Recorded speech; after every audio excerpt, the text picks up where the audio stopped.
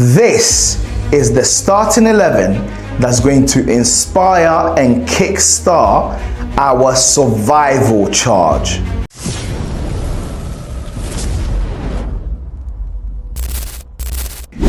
Yo, it's your boy Manny here on Designated Hotspur, guys, and we are here today to look at the first 11 selection for Saturday against Wolverhampton Wanderers.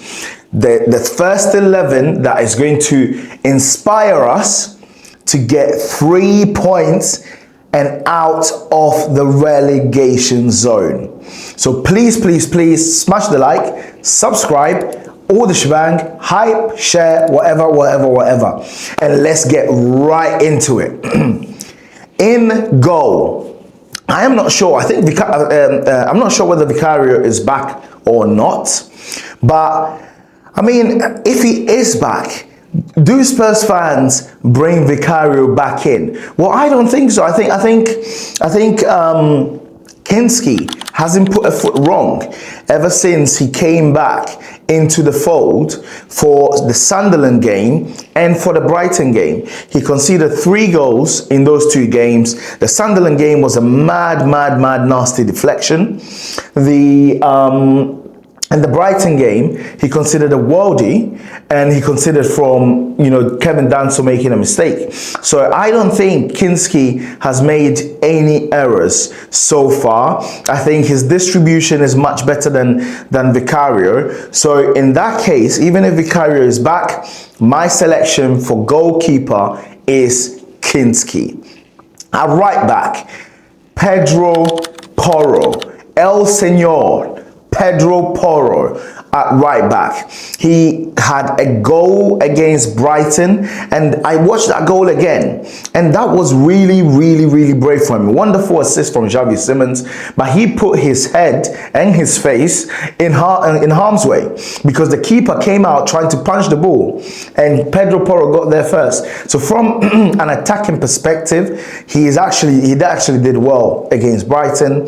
But my brother Pedro Porro, please, that right-hand side, you keep vacating that position, which is how Mitoma's goal came about.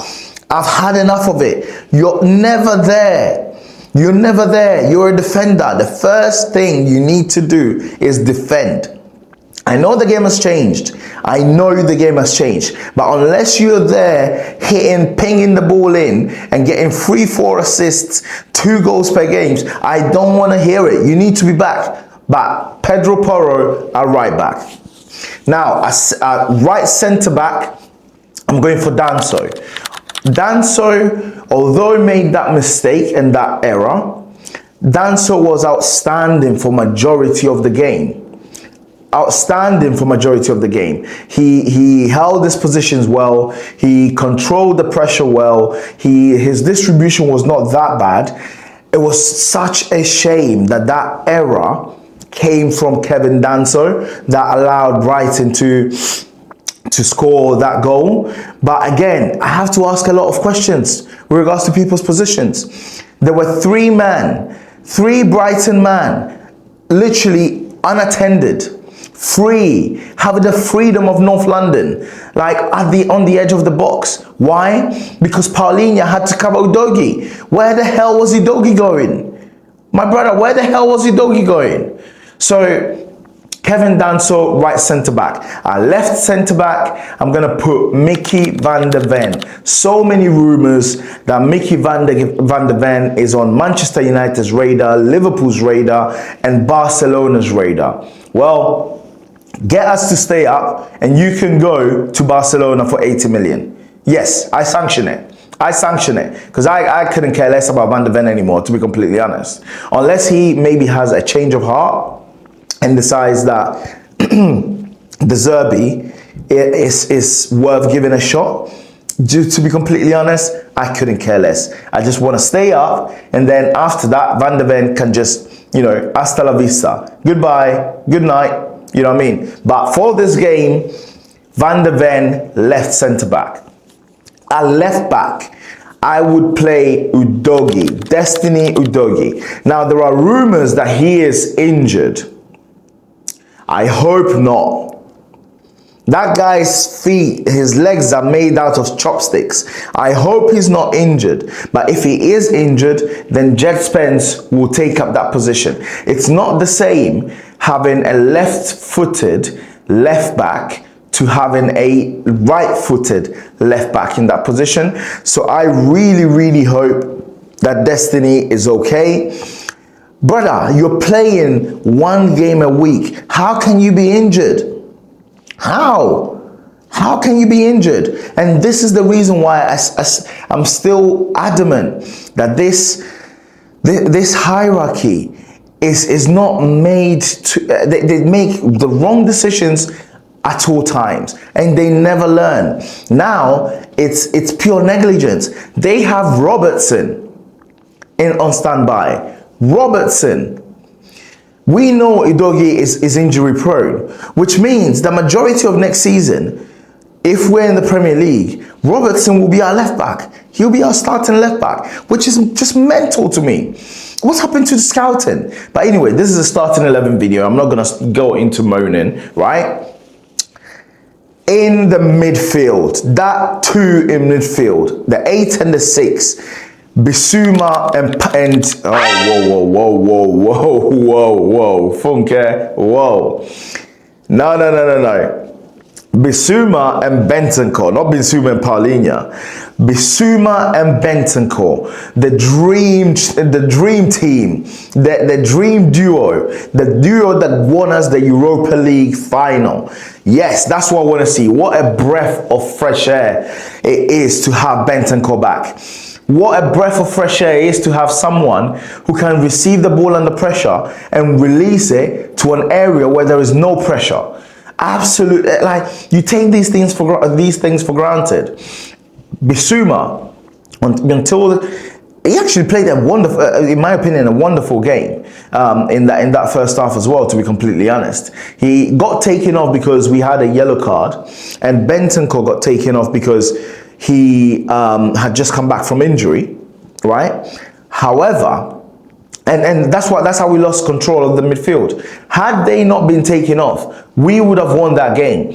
So I want to see that dynamic duo in the midfield, because Wolverhampton, say what you want about them, they've got a good midfield with Joao Gomez and Andre Gomez. They've got a very good midfield. So we need to match them pound for pound, right? And be able to control this game. We cannot relinquish control of this game to Wolves and give them a pass. We can't. They are actually quite good and quite competent at home. So we shouldn't be doing that. So Bissouma, Bentancur.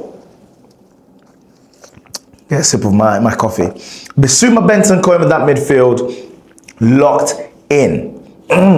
Now, our left wing, I am going for Xavi Simons. Xavi Simons had the game of his life. The game of his life against Brighton with an assist and a goal. And bear in mind, he should have scored another one. I can't believe my brother missed that goal. I can't believe it. The action, the play, the run was outstanding. The chop back was outstanding. I am so gutted for him that he actually couldn't slot in that goal. Really, really gutted, because that would have taken us from 1-0 to 2-0 in that game, and I genuinely believe Brighton probably would have been down and out, and probably as well we would have changed our tactics, which would have meant that Xavi probably wouldn't have got his cramp. But anyway, I left back Xavi Simons. Long term, he needs to improve. He needs to improve his all-round gameplay. But for the time being, he's our best creator. He's our best attacking threat. And due to that, left wing, Xavi Simons. In the 10, Bergvall. I'm sorry, I don't want to see Conor Gallagher on that pitch. I don't want to see Conor Gallagher on that pitch, because the reason why we have Conor Gallagher on that pitch is not to play as this dynamic, creative 10. It's not that. It's to be the attack dog, the chaser, the instrumental piece in closing players down. And I'm sorry to say, but Bergvall can do that same task, which he did, by the way, when he came on, by nicking the ball of Van Heck and starting our move to provide us that goal, the second goal by Xavi Simons. But he's also a better ball retainer, a better passer. So I don't want to see Gallagher in that 10 position. I want to see Bergvall in that 10 position. He's got more of an engine in him. He can run, and then in the last 15 to 10 minutes, we can bring in Conor Gallagher to shore up the game. At right wing, I will have to go with Kolo Muani. I'm really sorry, and it's such a shame that we haven't got any right winger that can actually fill that position, but he is the closest in being competent in playing that right wing position. Tell is not comfortable there. Nobody else is comfortable there. So unfortunately, by default, we will need to play Kolo Muani at right wing. By default. Now, the striking position is such a conundrum, because what's his name? Literally lost my train of thought. But Richarlison cannot trap the ball from the air to save his life. He can't do that. If you lump it up, it won't stick. Basically, is the point I'm making. However, he's our best goal scorer. He's the one who has the better chance of scoring a goal if you stick him up top. On the other hand, we have what's his name? I can't remember. Solanke, that's his name. Goodness me. We have Solanke, who, when the ball is lumped up, sticks. However, the guy cannot score to save his life. Like this, these are the options that this hierarchy has left us with, and that is why it really grinds me that they're still making wrong decisions after wrong decision. So it's a tussle between the two, but I think that De Zerbi is going to value Solanke being able to track the ball and keep the ball and retain possession than for others to score, than Richarlison not being able to retain possession and keep receiving pressure on us over and over again. So up top, I will have to go Solanke. But guys, if you've watched up until this point, thank you so much for watching. And this is a message to the players. Please, West Ham have opened the door ajar for us to do what we need to do. Take this opportunity, because these opportunities don't come by many a times. This is your chance. Nail it. De Zerbi, get this team onto the pitch and we will be talking. Come on, guys. But again, guys, if you've got to this point, please like, please subscribe, please share, and once again, come on, you Spurs.